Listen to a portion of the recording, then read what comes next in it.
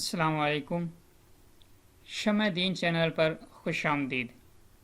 دوستو، video start کرنے سے پہلے جنہوں نے ابھی تک ہمارے چینل کو سبسکرائب نہیں کیا وہ ہمارے چینل کو ضرور سبسکرائب کر لیں اور بیل آئیکن پر کلک کریں تاکہ ہر آنے والی ویڈیو کا نوٹیفیکیشن آپ کو موصول ہو سکے۔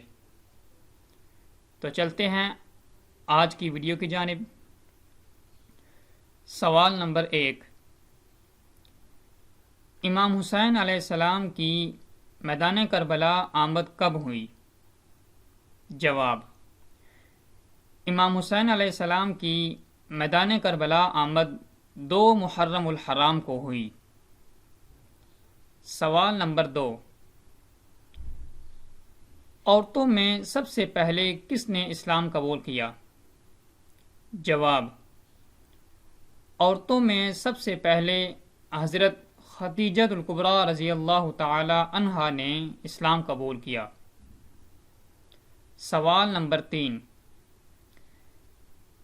کس نبی نے صابن ایجاد کیا؟ جواب: حضرت صالح علیہ السلام نے صابن ایجاد کیا۔ سوال نمبر 4، اللہ تعالیٰ نے سورۃ یاسین اور سورۃ طٰہٰ کے ساتھ حضرت آدم علیہ السلام کی پیدائش سے کتنے سال پہلے کلام فرمایا؟